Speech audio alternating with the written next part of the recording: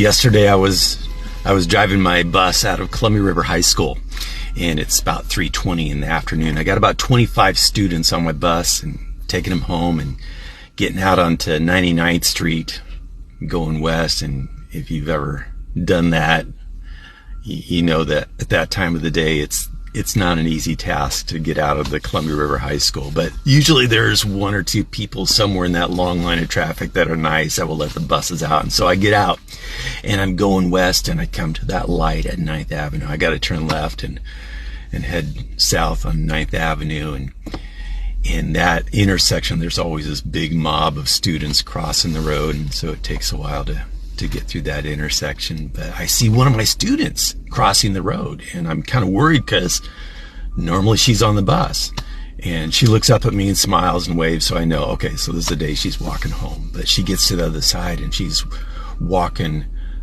east on the sidewalk on 99th Street, and she looks at the bus and pulls out her phone and takes a picture of the bus, and then she's pointing at the bus, and she's kind of worried and trying to get my attention.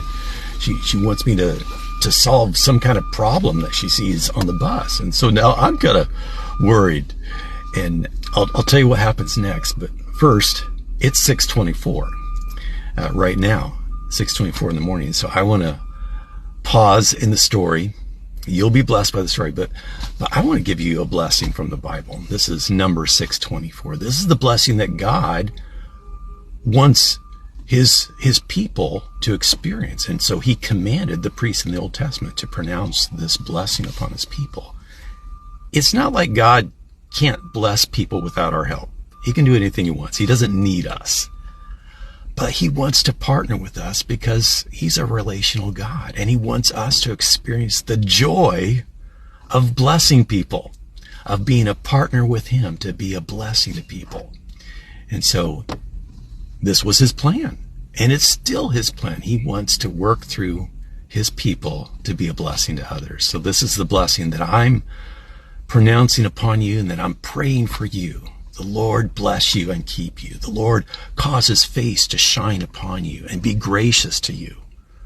The Lord turn his face toward you and give you peace. And that's my prayer. That's my earnest desire for you to experience God's grace and God's peace today and be blessed. And that you'll experience the joy of being a partner with God and being a blessing to others. And that's what I saw happen yesterday.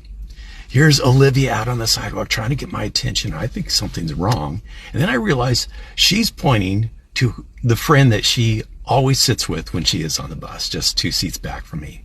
And so I look back in the rearview mirror, and here are all my high school students, like they are every day, with their device in front of their faces, staring at their smartphone or their tablet, and that's their world, and it was kind of refreshing for me to see a high school student trying to get the attention of a friend who has her eyes glued to her smartphone, and she's kind of frantic and frustrated because she can't get the attention of this person who's glued to a screen.